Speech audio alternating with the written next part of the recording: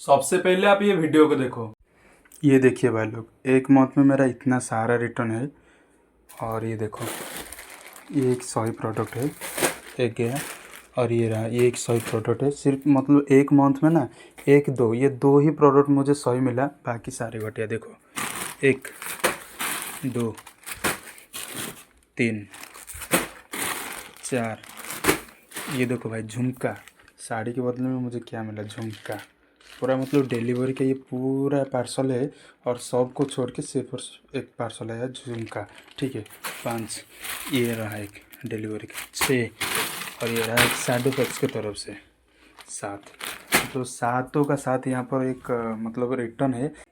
Video को देख लिया, और ये भी देख लेना कि कस्टमर की तरफ से मुझे किस टाइप का प्रोडक्ट मिलता है। किसी में यूज वाला प्रोडक्ट है तो और किसी में डैमेज वाला प्रोडक्ट है। और एक एक पार्सल में तो मेरा प्रोडक्ट ही बिल्कुल नहीं होता है, मतलब कि पूरा का पूरा रॉन्ग रिटर्न।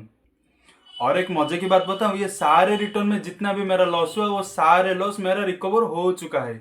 और ये पूरे मंथ में, मतलब कि इस पूरे अक्टूबर महीने में जितने भी मेरा रिटर्न आया, रिटर्न शिपिंग चार्जेस से लेके लॉस्ट होने तक और क्लेम अप्रूव नहीं होने तक, सारे लॉस को मिला के मेरा जितना लॉस हुआ ना, उससे कहीं ज्यादा, मतलब कि 4 गुना से 5 गुना मेरा प्रॉफिट हुआ।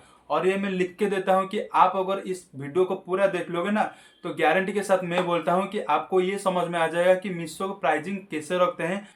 और आपको रॉन्ग रिटर्न जितना भी आए कोई भी फर्क नहीं पड़ेगा, क्योंकि आपका प्राइसिंग स्ट्रैटेजी एक इस तरह से पॉइंट होगा कि आपका लॉस रिकवर भी होगा, क्लेम कॉम्पनसेशन ना मिले वो भी रिकवर हो जाएगा, और अगर प्रोडक्ट लॉस्ट में चला जाता है और वो भी रिकवर हो जाएगा। तो चलिए अभी वीडियो को एंड तक देखना। तो चलिए वीडियो को शुरू करते हैं। Number 1, profit margin. Number 1, profit margin. Meesho में बहुत सारे सेलर काम करते हैं। कोई चड्डी बेच रहा है, तो कोई शर्ट बेच रहा है, तो कोई पेंट बेच रहा है, तो कोई ट्राइपॉड बेच रहा है, तो कोई रिंग लाइट बेच रहा है, कुछ भी बेच रहा है। लेकिन सबसे कॉमन चीज क्या है मीशो पर, कि मीशो हर जगह एडवर्टाइज करता है। एक कस्टमर को एडवर्टाइज करके कस्टमर को यहाँ पर बुलाता है, ये बोल के कि आपका रिटर्न जल्द से जल्द हो जाएगा। मतलब 7 दिन के अलावा 14 दिन ले लो, मतलब कि प्रोडक्ट को यूज करो और 14 दिन के बाद भी रिटर्न कर लो, कोई मतलब वो नहीं, लेकिन आपका रिटर्न हो जाएगा।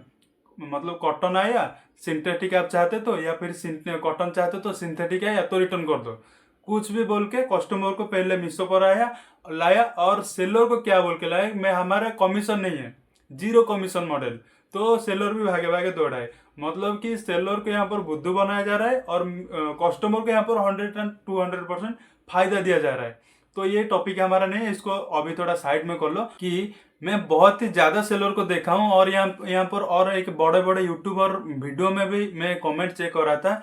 लोग ये बोल रहे हैं, मतलब कि सेलर ये बोल रहा है कि प्रॉफिट मार्जिन हम कैसे रखेंगे। एक कोई कोई बोल रहा है कि मेरा 200 का सामान खरीदा, 50 रुपया प्रॉफिट मार्जिन रख दिया, 250 में सेल कर लिया, बाकी उसमें फिर शिपिंग चार्ज लगेगा अलग से, मतलब कस्टमर से वो लेगा, मीशो लेगा, शिपिंग चार्ज जो रहता है 70 से 80 रुपया, तो इसको ऐड कर देंगे। मतलब कि 200 का प्रोडक्ट मीशो पर सेल हो रहा है 350 से 400 रुपया के बीच में। सेलर को कितना प्रॉफिट मार्जिन मिल रहा है? सिर्फ और सिर्फ 40 रुपया, जबकि वो 50 रुपया तो वो रखा, मतलब सेलर तो 50 रुपया रखा, लेकिन उसमें जो सारे चीज मतलब माइनस कर दोगे, अगर पैकेजिंग मटेरियल से लेके जेरोक्स मतलब प्रिंट आउट हो गया, ये सारे माइनस कर लेने के बाद उसको सिर्फ 35 से 40 रुपया मिला।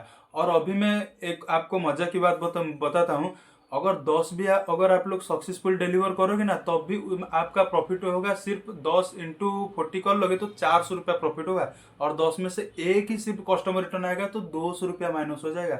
मतलब कि आप 11 अगर सेल करते हो तो 11 से 10 सक्सेसफुल डिलीवर हो गया, और सिर्फ एक भी रिटर्न आ गया ना, तो भी आपका सिर्फ और सिर्फ 200 रुपया प्रॉफिट हुआ, जबकि आपको प्रॉफिट होना था 400 रुपया का।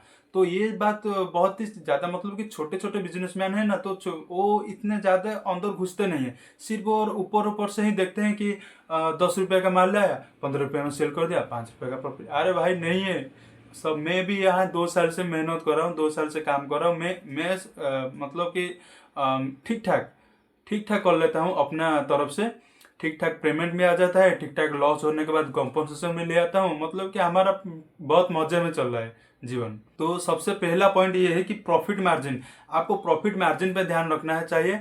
मैं मेरा एग्जांपल दे देता हूँ, मैं और कोई सेलर का एग्जांपल नहीं दूंगा, मैं मेरा एग्जांपल दे देता हूँ। मैं क्या करता हूँ ना, 1,000 रुपये का साड़ी खरीदा, ठीक है, मान के चलो, ये तो सच बात है, लेकिन मान के चलो आप एग्जाम्पल ले लो। 1,000 रुपये का साड़ी मैं खरीदा, 1,400 रुपये में साड़ी सेल किया। अभी मेरा बीच का प्रॉफिट कितना है, 400 रुपये का बीच का प्रॉफिट है। अभी अगर आप लोग देखोगे ना, मेरा रिटर्न है 28%, कभी कभी हो जाता है 20%, कभी हो जाता है। मोटा मोटी अगर हम चलेंगे तो 25% अगर धरेंगे ना, 10 प्रोडक्ट भी मैं सेल करूंगा ना, तो 3 मेरा रिटर्न आ जाएगा। तो सात सात प्रोडक्ट में मेरा कितना प्रॉफिट हुआ, 7 into 4 मतलब 400 कर लो, तो 28 रुपये का प्रॉफिट हुआ, और लॉस कितना हुआ, 600 रुपये का लॉस हुआ। तो टोटल रिटर्न शिपिंग चार्ज को माइनस करने के बाद टोटल कितना प्रॉफिट हुआ, 2200, मतलब कि 2,200 रुपये का मेरा प्रॉफिट हुआ। 2,200 रुपये का प्रॉफिट हुआ। अभी इसमें जो 3 रिटर्न आ गया ना मेरा, वो तीनों में से 100 ही रिटर्न आने का कोई चांस नहीं है। अभी वो रॉन्ग रिटर्न भी आ सकता है, तो मैं मान के चलो तीनों का तीनों रॉन्ग रिटर्न आ गया, मतलब तीनों का तीनों घटिया प्रोडक्ट निकला, तो मैं उसको मतलब सेल नहीं कर पाऊंगा। अभी मैं उसको क्लाम के लिए दे दूंगा। तो क्लाम के लिए देने के बाद मीशो भी क्या करता है, तीनों का तीनों नहीं देगा। मीशो देगा अगर एक का देगा, वरना 2 का देगा, तीनों का तीनों कभी भी नहीं देगा। मतलब कि आपका 100% कॉम्पनसेशन, मतलब क्लाम रेट सक्सेसफुली नहीं होगा, कभी 66 70 ऐसा करके होगा। तो हम मान के चलते हैं सिर्फ और सिर्फ वो 2 दिया, तीन नंबर को छोड़ दो, सिर्फ वो 2 दिया। 2 में मेरा यहाँ पर क्या होता है आपको पता है, 1,400 रुपये में साड़ी में सेल करता हूँ, तो मुझे कॉम्पनसेशन मिलता है 1,200 रुपये का। यही एक पॉइंट है जो मेरा गेम चेंजर है, और मेरा कभी भी लॉस नहीं होता है इसी वजह से।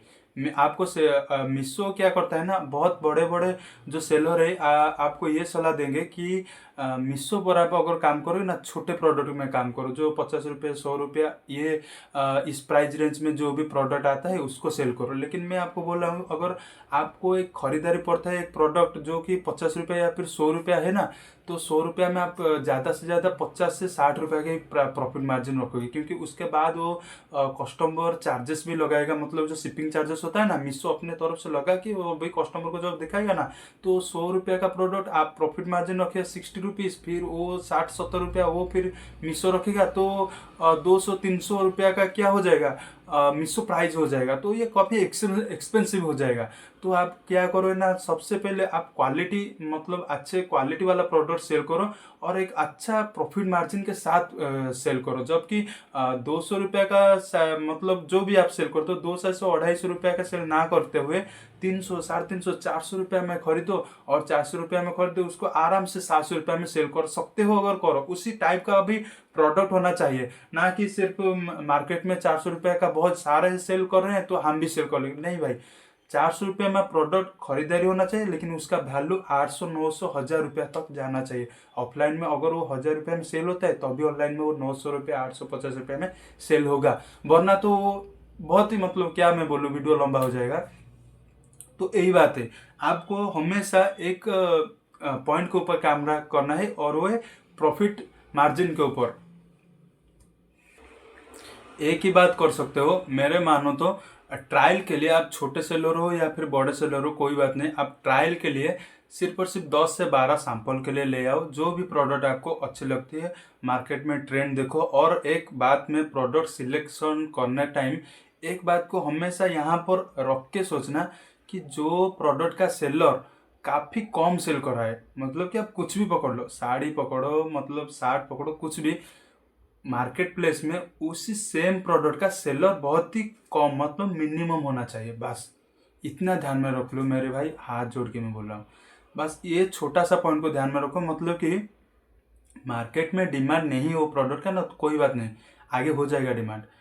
डिमांड आप क्रिएट मत करो, आड़ वगैरह चलाओगे तो अपने आप वो आ जाएगा, मतलब कि सेलर को मतलब कि प्रोडक्ट आपके ना कस्टमर को शो ही कर देगा, वो बड़ी बात नहीं है। आप अगर सेलो टेप में भी, ई कॉमर्स में सेलो टेप भी सेल करोगे ना, अगर एक कस्टमर को नहीं भी चाहिए होगा ना, तो उसको याद में रह जाएगा कि मीशो पर सेलो टेप भी सेल होता है, तो उसको कभी भी ज़रूरत पड़ेगा ना, तो वो सेलो टेप भी मंगा सकता है। तो मैं एक एग्जाम्पल के लिए बोला, तो ये बात है, डिमांड के ऊपर मैं इतना मौत जानने का ज़रूरत नहीं, लेकिन वो प्रोडक्ट को डिसाइड करो जो डिमांड थोड़े बहुत हो, लेकिन सेलर उसमें सेल का कम कर रहा होगा, मतलब कि आपको कंपटीशन बहुत ज़्यादा नहीं उठाना पड़ेगा। तभी कंपटीशन जब नहीं होगा ज़्यादा, तभी आप प्रॉफिट मार्जिन ज़्यादा रख के सेल कर सकते हो। ठीक है, ये कोई ऑफलाइन मार्केट नहीं है कि सामने वाला कस्टमर है, भाई 400 रुपया क्यों बोले हो, भाई 50 रुपया काट दो, हम आपका अच्छा कस्टमर है, ऐसा बोलने वाला कोई नहीं। आप अगर मीशो, फ्लिपकार्ट, अमेजोन कोई कहाँ पर भी 1 रुपया लिख दिया ना 299, तो आपका 299 पे ही सेल होगा, 10 पैसे भी कोई कट नहीं करेगा। तो समझ पा रहे हो ना हमारी बात। तो कंपटीशन है, कंपटीशन को थोड़ा आपको साइड में रखे, अच्छे प्रोडक्ट पहले डिसाइड कर लो, और उसके बाद सेलर जो जिस प्रोडक्ट में सेलर काफ़ी बहुत कम होगा, उसी में मतलब मिनिमम सेलर सेलिंग कर रहा होगा उस प्रोडक्ट में, वही प्रोडक्ट का आपको चूज करना पड़ेगा। तो फिर आज के इस वीडियो में बस इतना ही। तो फिर मिलते हैं इस तरह की और कोई नेक्स्ट वीडियो में, तब तक के लिए बाय।